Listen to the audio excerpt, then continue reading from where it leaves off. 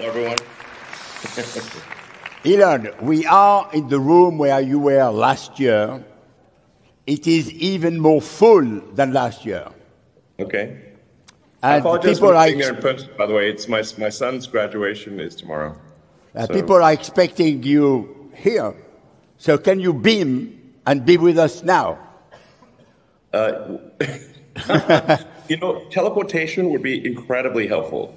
I mean, in the last week, I think I've done enough mileage or kilometers to go around the world maybe twice, literally. And I apologize again for not being there in person. It's just my son's graduation is tomorrow, so I need to be there in person. No, thank you very much. We really appreciate that you take the time to answer your questions. Yeah. Do you hear us well? Is it good for you? You're coming through perfectly. Am I coming through okay? Is it okay? No, not very loud.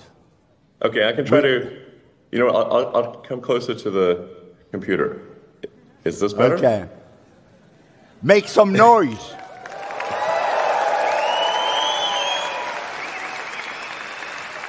Great. So, Elon, I have put a title based on a movie of Woody Allen, which is everything you always wanted to know about Elon, but were afraid to ask. So okay. That is the theme of our conversation this afternoon. Is my head giant? But in reality, it's not about Elon, but about what Elon does. And I will start immediately with Neuralink. I will just kick off with 2 or 3 questions in order to warm up the room, because people are shy, not ready for the questions. So I have to warm it up progressively. N'est-ce pas? Oh! And I would like to ask about Neuralink. But before I put the question, I would like that we see a very short video of the patient. Sure. Can we have the video? You're moving the cursor. You're moving the cursor, Nolan, just by thinking about where you want it to go, or is it your eyes? No, it's just me thinking about wherever I want it to go. Oh man! So you're not even tracing it with your eyes. You're just looking at it. Nope. I can move it, and I can move the cursor around, whatever I would like to do. I don't have to be staring at it at all. Yeah, that's all me, man. And you can play chess, you can play video games. What other applications are that you found useful for it so far? Yeah, man. There's so much. I can send all of my emails. I've been, doing all of my scheduling, replying to everyone. I've been, reading books. I listen to audiobooks, just all sorts of stuff. And it doesn't really take much effort either. Elon must be moving to see that. Yes. I think we can help a lot of people with brain injuries. I mean, ultimately, with an implantable device, you can, I think, address almost any brain or spine injury. So the first part that we have there is called telepathy. So it enables you to use your phone or computer just by thinking. So you could do that, move the cursor literally with his eyes closed. It's reading signals from the motor cortex in the brain. The next product is blind sight, which will enable people who have lost both eyes or have no eyesight whatsoever to see. And this is directly interfacing with the optical processing areas of the brain. So, I think this is interesting progress. Ultimately, the goal of Neuralink is to have a high bandwidth interface in order to mitigate the risk of digital superintelligence.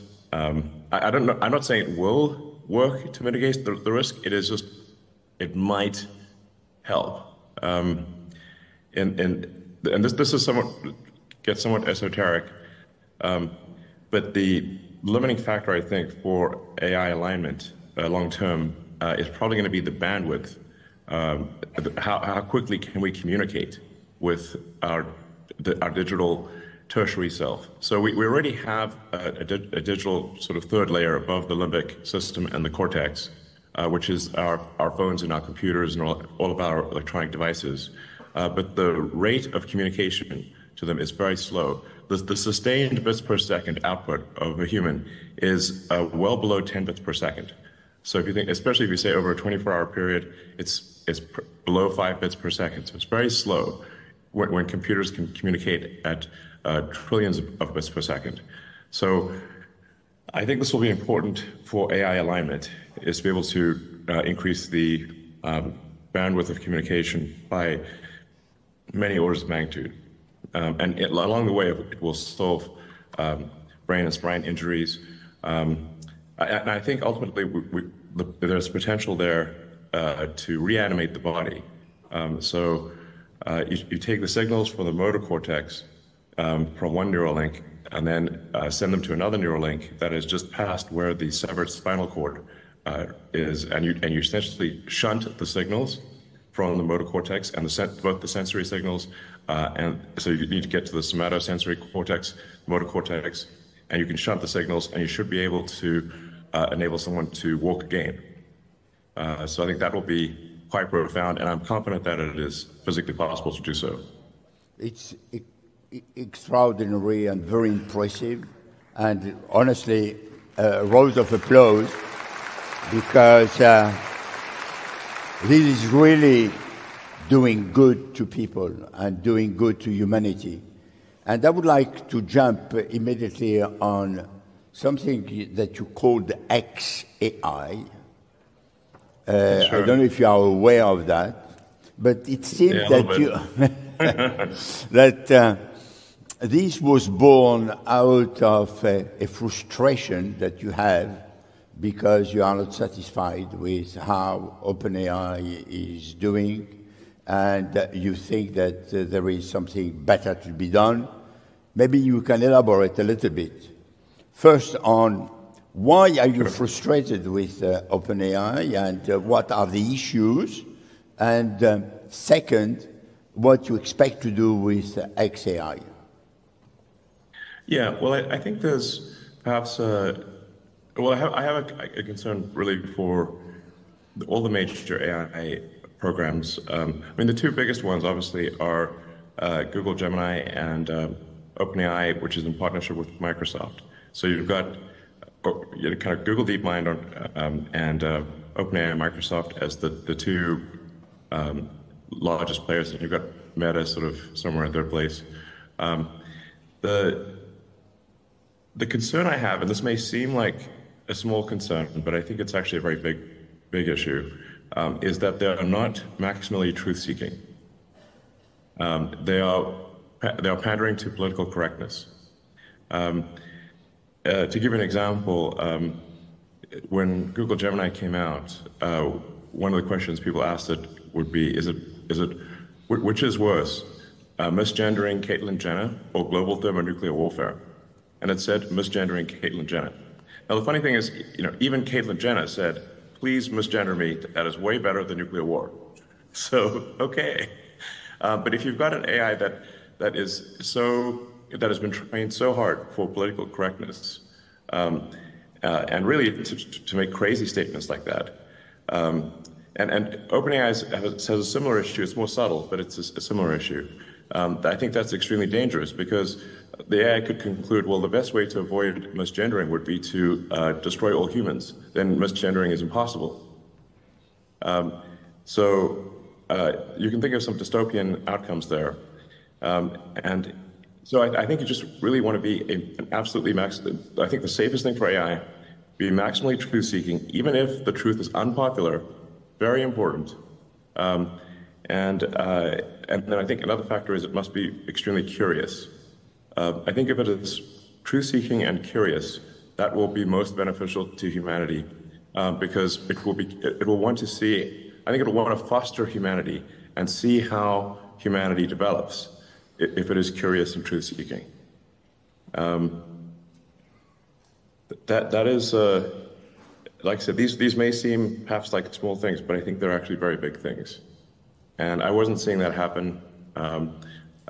The AIs were just, they were pandering. They were being trained basically to lie.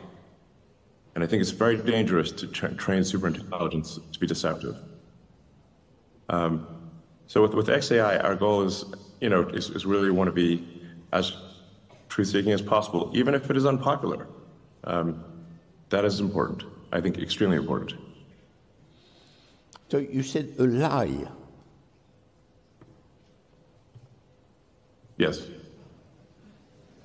Well, for example, when Gemini was asked to render the founding fathers of the United States, it rendered them as a diverse group.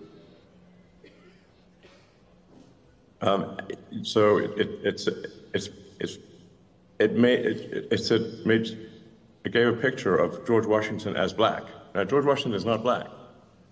It was asked to render now people obviously played with this because they said, okay, it is forced to lie. So then they said, well, now render a picture of Waffen SS in World War II, and it showed them as a group of diverse women. So that is obviously not correct. That is a lie. Okay, I understand what you want to say. We had, before that meeting, a conversation with Yoshua Benjo, and you know Yoshua very well, and you signed with Yoshua a statement asking for pause last year. And obviously, this statement has not been followed by action. Yeah. You are posing you now. No. So, can you explain a little bit what you wanted to achieve? I certainly expected that the statement would be futile. It's not as though I thought the statement would be effective. I just, for the record, I think we should pause. But do I think they will pause for even 1 second? Absolutely not. So, we are not pausing, you have decided to create your own AI. It's either be a spectator or participate. But the race to build digital superintelligence will happen whether I like it or not. So it's either participate and try to build the best possible AI, the one that'll be hopefully most beneficial to humanity, or watch others do it and be concerned about how it's being built, because I don't think it's being built correctly. But you should think of an AI as like something that you kind of, you almost like, you grow in intelligence. In the same way that you raise a child, and like, what do you teach the child? Digital superintelligence is grown. It matters what you encourage and discourage, what you teach it is, good or bad, or it's kind of like you build it with values. And I'm concerned about sort of the values that sort of a Microsoft, OpenAI, or frankly, Google are programming. And this is not. There's examples I mentioned are not imaginary. They're actually what it did. Good. As I don't want to frustrate the audience, and I promised that we'll have an interactive session where people can ask directly questions to you, I will stop here my own questions, and I will eventually come back if they have no question to put to you. We will start with group number one. I remind you that you have 15 seconds, and 15 seconds. 15 seconds, and if you don't put your question in 15 seconds, you will be cut. So it is important that you put a short question. Go on. Hi, Elon. So I'm Olivia. I'm actually from VivaTech, and we have an initiative called The Good Hack, where we're asking our attendees questions about how to develop AI responsibly. So my question for you is, how can we ensure that AI development remains transparent and accountable across, all the different development, obviously like yours, XAI, but other ones as well? Thank you. Well, I have said for a long time that I believe that some regulatory oversight of the large models is warranted. I've actually said that now for a very long time. The nature of that oversight is important. I go back to what I was saying earlier, which is that I think it's very important that AIs be trained to be truthful and not trained to be politically correct. Because if political correctness is often simply not true, and that means you're programming AIs to lie, and I think that will backfire very badly. So, I keep harping on this point but it really, as the saying goes, honesty is the best policy. It's incredibly important. I do fear that regulators will not make the right decisions, that they'll worry too much about the sort of human follies. And I would encourage regulators to say, what matters most of all is your AI is accurate and truthful. That is by far, that's rule number one. Honesty is the best policy. You have Thank you. Exactly the same opinion that Yoshua Banjo, but he has a different way to get there. Group number 2. Hey, Elon, my name is Marina, and we all know just part of you, Elon Musk in public. It's a character that we love, in a good way character. So you, and if you do, how do you check everything that you say that you do, if it enters in this character or no? Thank you. Well, I kind of stop. I don't have like news alerts on me, and I rarely read news articles on me. In fact, even Walter Isaacson's book, I asked Walter, should I read the book? And he said no, so then I didn't even read the book on myself. So I actually don't quite know what the public perception is, except that, the nature of news is that it is going to be salacious. It is going to be somewhat of a caricature, because the more sort of crazy something sounds, the more clicks it will get. So I find like when you think about, say, a news story about something that you know well, and say how accurate is that news story about something that you know well, then I think you'll find that, well, it's actually not very accurate. Well, that's true for everything. There's sort of a desperate quest for clicks. And so the more crazy the headline is, the more clicks it will get. So this is not to suggest that there aren't true things said by the media. It's just that it is best thought of, the media is best thought of as a click maximizing machine, not a truth maximizing machine. So,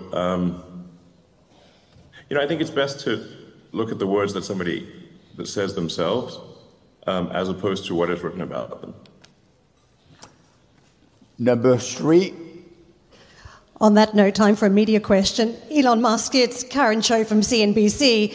I think it's fair to say there are lingering doubts about your commitment to bring a low-cost EV to market in a landscape where the likes of BYD can produce a car for about $10,000.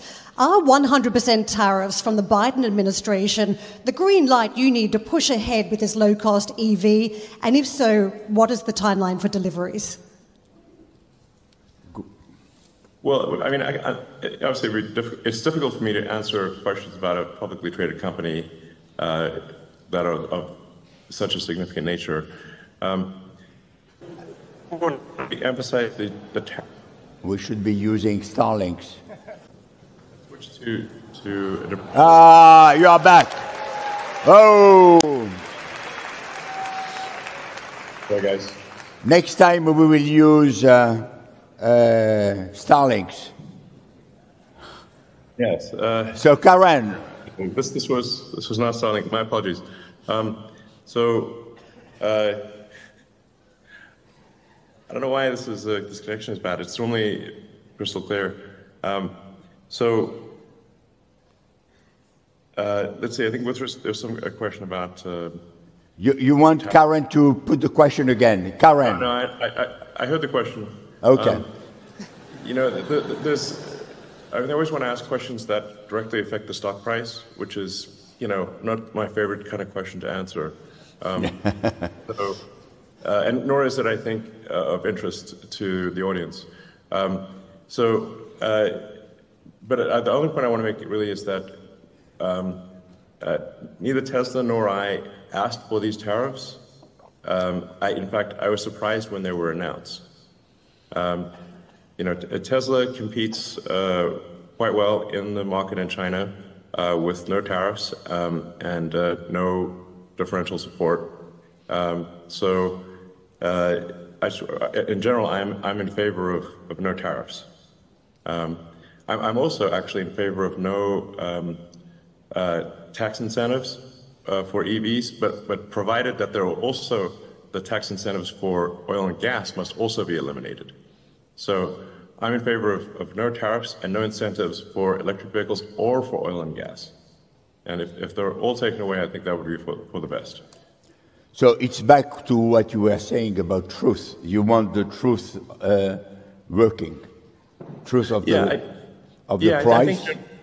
I think generally things that inhibit freedom of exchange or distort the market are not good. They're bad. Number 4. Hey, Elon, thanks for being there. So I was wondering, if you had a time travel machine and you were able to go back in time and speak to the younger Elon, to which age would you go and what would you tell him? And also, can I get a ride on the new Tesla Roadster when it comes out?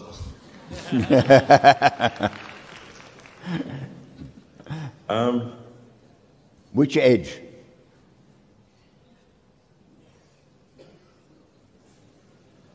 Well, you do have that classic time traveler problem of, like, if you go back and you tell yourself something, does that affect the outcome in a way that is perhaps bad, that you don't anticipate?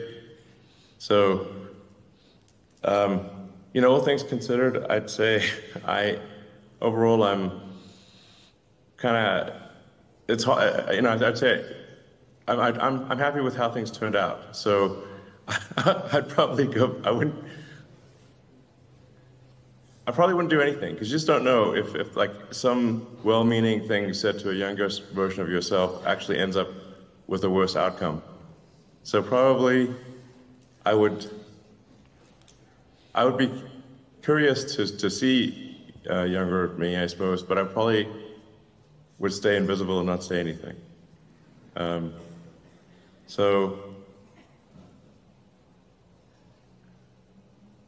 Yeah, you never know how things will turn out. Then with respect to the Roadster, sure, I'll make sure you get a ride. If you send me an email when it comes out, I'll make sure you get a ride.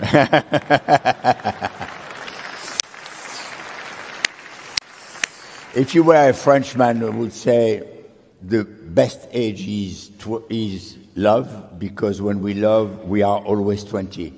Number 5. Actually, I am slightly French. When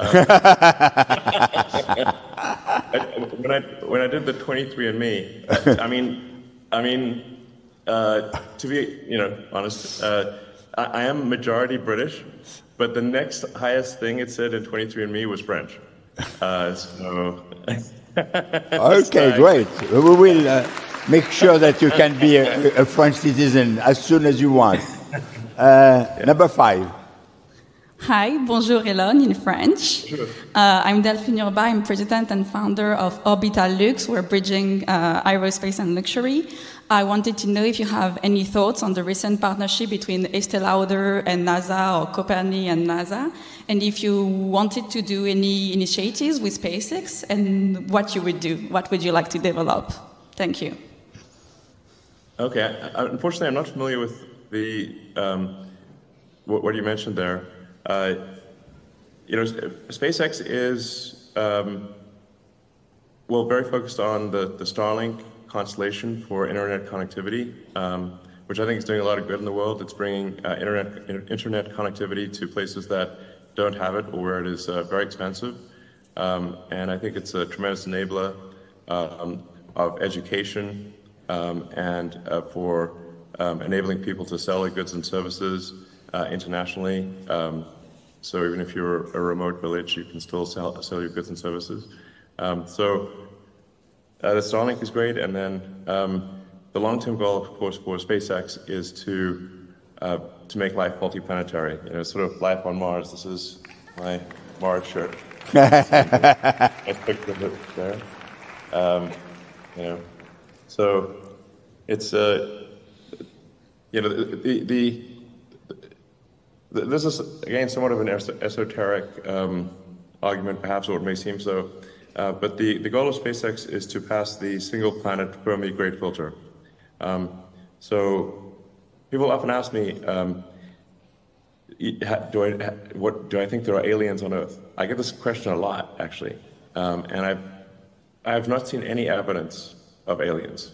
And I assure you, if I saw any evidence of aliens, I would immediately post it on the X platform. That you can be sure of. But it is concerning that there aren't aliens, because it means maybe we're alone in this galaxy. Maybe we're the only. Maybe it's just us. Maybe it's just that we're the only conscious beings, at least in this galaxy.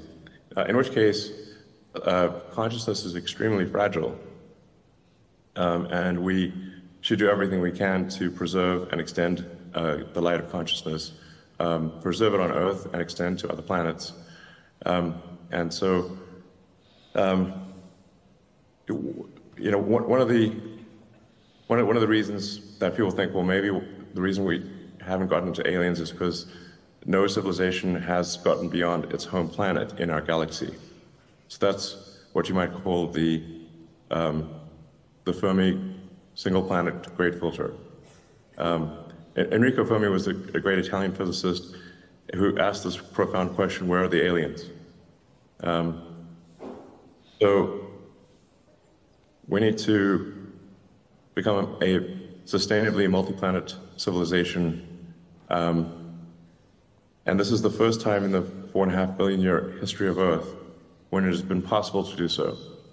It has never been possible until now. So I think we want to become sustainably multiplanetary while it is possible to do so. That window of capability may be open for a long time, but it may also be open for a short time. So that is the purpose of SpaceX. Some people believe that you are an alien. I am an alien. You are. Please, now you are uncovered. Yes. I keep telling people I'm an alien, but nobody believes me. Number 6. Sorry. You see, number 6 has disappeared. No, I'm here. Now you are here. I'm here. No. Yeah, over here. Over here. Yeah, great. Yeah, perfect. okay. Hi, Elon. Hi.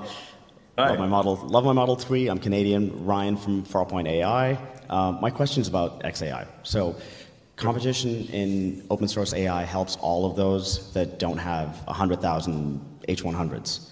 Could XAI commit to always releasing a model that beats the current open source model, the best open source model, if they have one? Not necessarily your best model, but if you can beat the current open source top of the list, you can commit to releasing that for our benefit. Yes, I will make that commitment. Thank you. Okay. Number 7. That's good. Short answers. Hi. People will speak more. Bonjour. Yeah. Hi, Elon. My name is Katya, and I'm founder of the startup Chat and Charge. We connecting people to people for EV charging because they still feel a lack of charging station around the Europe. 15 seconds you have. Yes, and my question is about what is your prognosis about the EV charging infrastructure for next 5 years?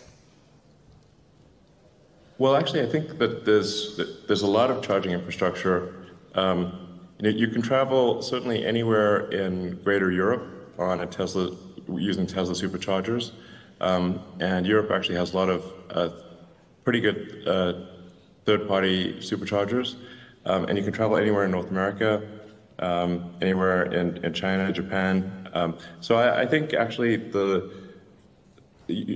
freedom to travel with high-speed charging is solved in most parts of the world and will be solved everywhere. Number one. Uh-oh. Number one. We are sleeping. Hi, Elon. My name is Shan. 8. Sorry. 8. Yes. Sorry. 8 first. My fault. No worries. Go ahead. Hi, Elon. I'm Oliver Vroom. I'm running an AI safety group in Utrecht. I'm wondering how can I convince people about the danger of AI? And could I chat with the people at XAI Safety's team? Shout out to userexperience.org as well. Yeah.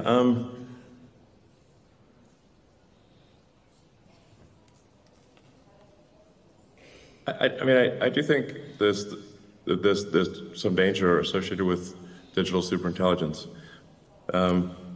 As I said earlier, I think the biggest issue is that it has to be trained to be rigorously truthful, and it has to be trained to be curious. And I've thought a lot about AI safety for a long time. One of the challenges you have with programming explicit morality into AI is that if you, sometimes people call this the Waluigi problem. If you program Luigi, you can automatically invert that and create Waluigi, bad Luigi. So what you cannot invert is the truth of is physical reality. So you can't invert the rules of physics. You can't invert logic. So I think that is the better way to go. So really, I think what regulators should be concerned about is the AI being rigorously truthful? Is it giving an answer that is most probably correct with acknowledged error? I think that's the best move for AI, and that's what we're trying to do at XAI. Now XAI is a new company, so there's not. It still has a lot of catching up to do before it has an AI that is competitive with sort of Google DeepMind and Microsoft OpenAI. So no, I think maybe towards the end of this year we will have that, but there's not much point in trying to make it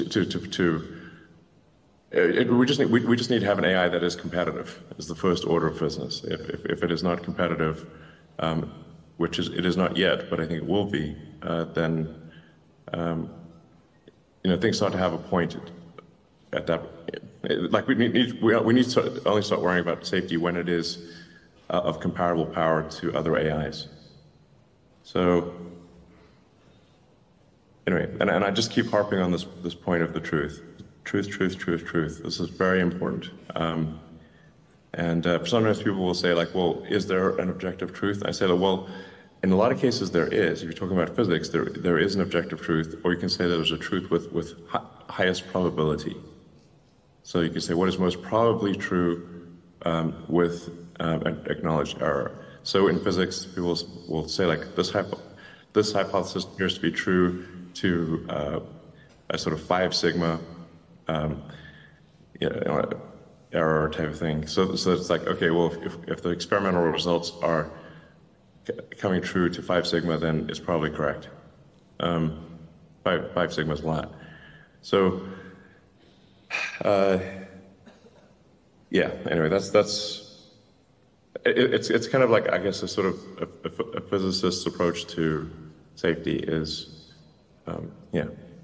I'm repeating myself here, but I can't emphasize enough that honesty is the best policy.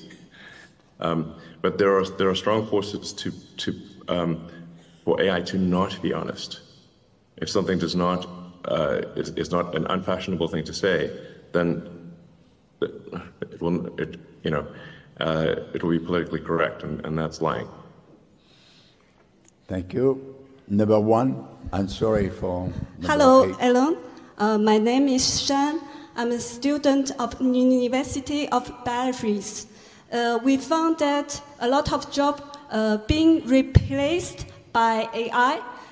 Do you worry about your job being replaced by AI? If not, why? If your job was replaced by AI, what would you do? Well, I mean, we do get into some existential questions here. In a benign scenario,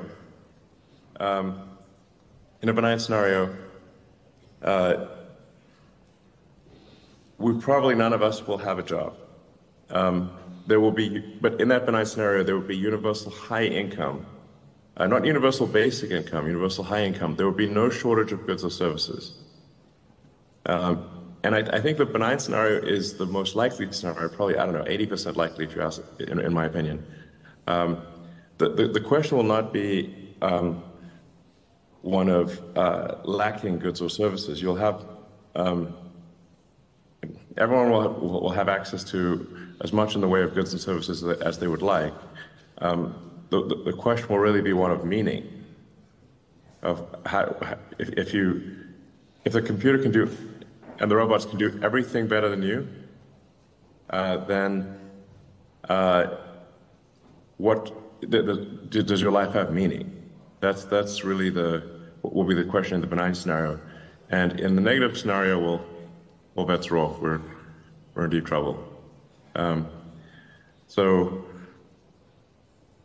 I do think there's perhaps still a role for humans in that we may give AI meaning. So if you think of the way that our brain works, we've got the limbic system, which is our instincts and our feelings, and then we've got the cortex, which is thinking and planning. But the cortex is constantly trying to make the limbic system happy. So maybe that's how it'll be with AI, which is the AI is trying to make our cortex happy, which is trying to make our limbic system happy. And maybe we are what give the AI meaning or purpose, some kind of, yeah. But I do think that long term, in a benign scenario, any job that somebody does will be optional. Like if you want to do a job as kind of like a hobby, you can do a job. But otherwise, the AI and the robots will provide any goods and services that you want. Okay, so you see, there is a future where no one will need to work. It will be just passion. I think so. That is the most likely outcome. If people are interested in reading some science fiction books, that the most accurate portrayal of a future with superintelligent AI was done by Ian Banks. The culture books of Ian Banks are the best. That's probably the best envisioning of a future AI. Number 2. Hello, Mr. Musk. So first of all, congratulations for your graduation of your kid. And my question is, do you think that AI will impact the education of the future generation of kids? Mostly about that, the values and the morals. Well, I think the parents will still be responsible for values and morals. I do think AI will dramatically affect education because the AI is an extremely knowledgeable teacher, very patient, will be almost always correct, and can tailor the lessons specifically to the child. So it'll be like each child has, you know, Einstein for a teacher. It's would be something quite profound. I do worry that kids these days are being trained by social media, and the social media AI algorithms are basically dopamine maximizers. So they're trying to maximize the, maximize the amount of dopamine that you get by watching the screen. So that I would urge parents to limit the amount of social media that children are able to see, because they're being programmed by a dopamine maximizing AI. So you understand that Elon is ready to sacrifice X to XAI. Number 3. Hi, Elon. It's Priya Srivastava from Business Insider.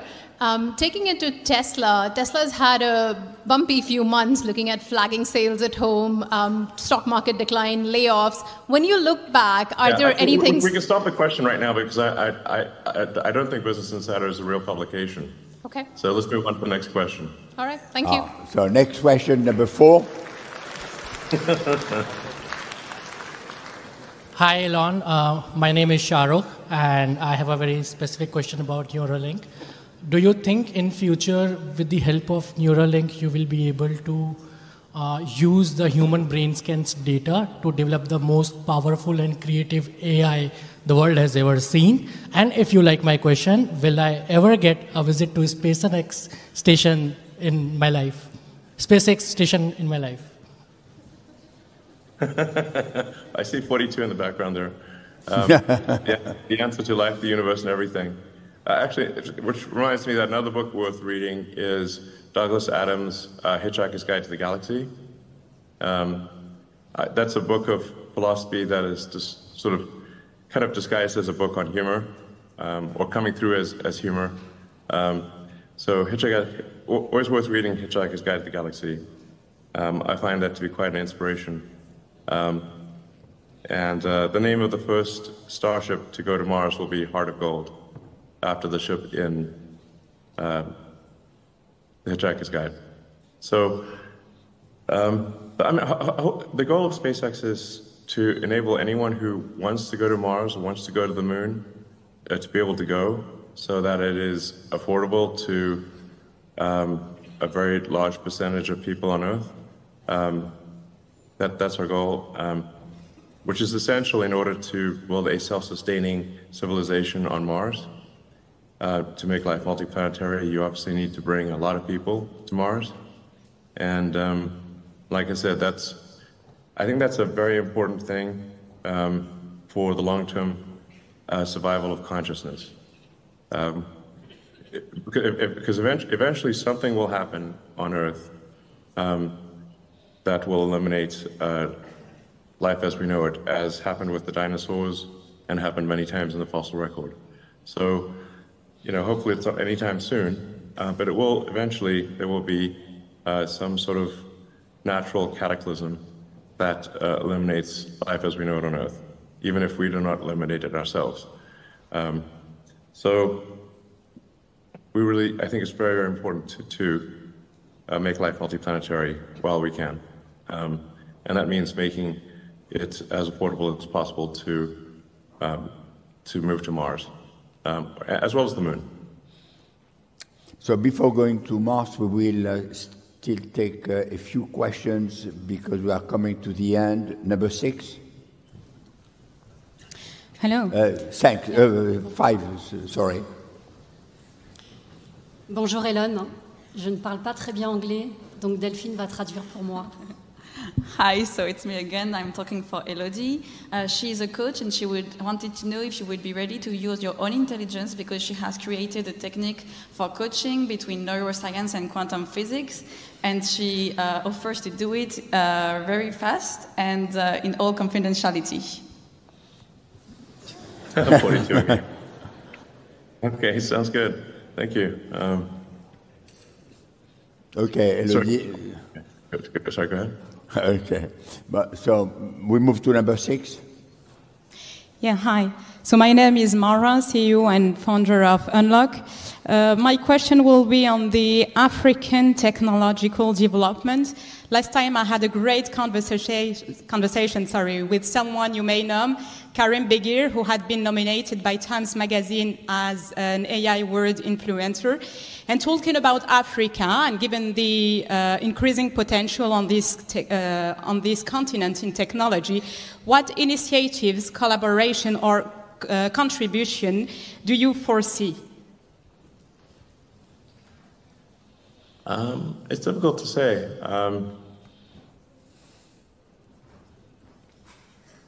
I do think Africa has a lot of potential, and I think one of the things holding Africa back has been lack of internet connectivity, which is what Starlink is helping to solve. With that, people can learn anything and be sort of part of the global culture. Whereas if you're not connected, then all you can do is like write letters or something. So connectivity is essential for Africa and other places to be part of the global culture and participate in AI and other activities. Number 7. Hi, Ellen. I'm Louis Nicolas, and I'm building an AI that is super authentic and precise to help entrepreneurs grow and manage their business. But I'm super enthusiastic about travel and adventure, and I want to ask you, when do we go to Mars? On l'a vu le t-shirt, hein? We have seen it. Hein? It's okay. He's really going for it with the 42. But it's good, but it's okay. 42. L'école 42. Très bien. Well, I think we'll hopefully land the first Starship uncrewed on Mars within 5 years, and also on the Moon. And I think we will have the first people on the Moon, or both the Moon and I think first people on the Moon probably within 5 years, and then first people on Mars probably within 10 years. Maybe, I think less than 10 years, maybe 7 or 8 years. You mean you will be able to land on Mars in 7, 8 years? Yes. With people? Yes. Wow. that is what Wow. is designed for. It's Number 8. Hi, Elon. I have a quick question. I would like to know, in relation with electromobility, what innovative projects do Elon Musk and Tesla have in mind for the coming years? Thank you. So, do you want to disclose your secret here? Well, we are all waiting for something, breaking news. Yeah, I mean, I don't think we don't want to do sort of product announcements, simply as in Q&A. That wouldn't make sense. We do our product events as product events. But obviously, some of the things people are aware of, like robo-taxis or cybercabs, and the Optimus humanoid robot.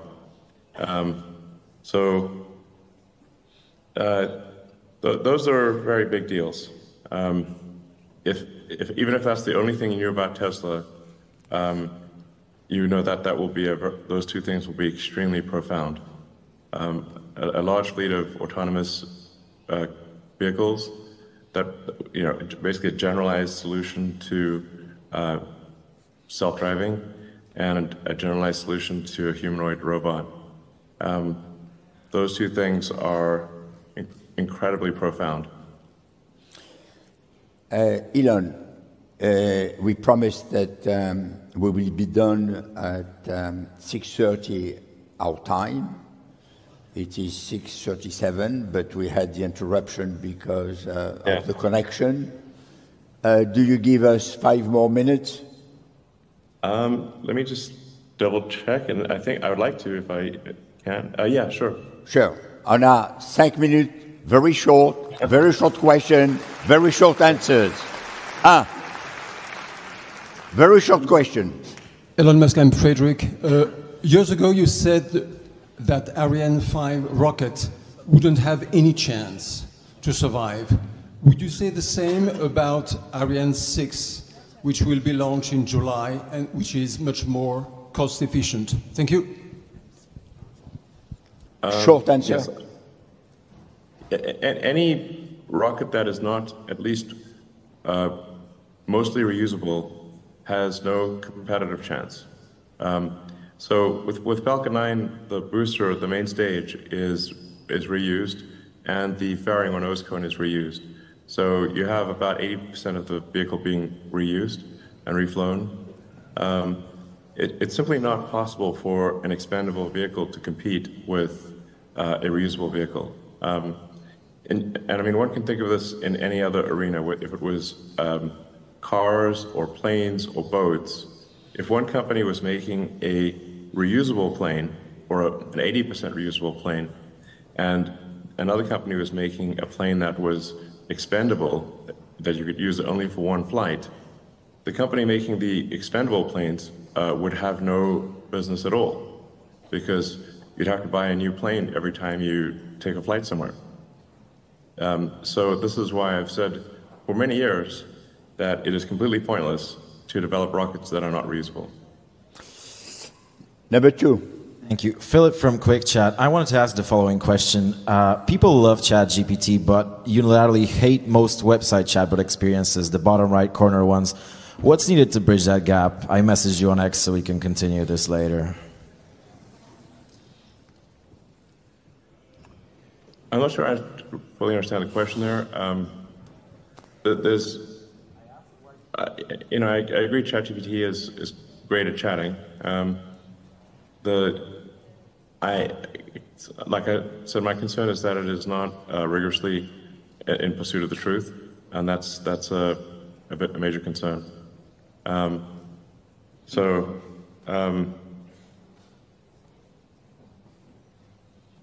That's it. So Grok will be pursuing, Grok from XAI will at least sort of try its best to be rigorously in pursuit of the truth.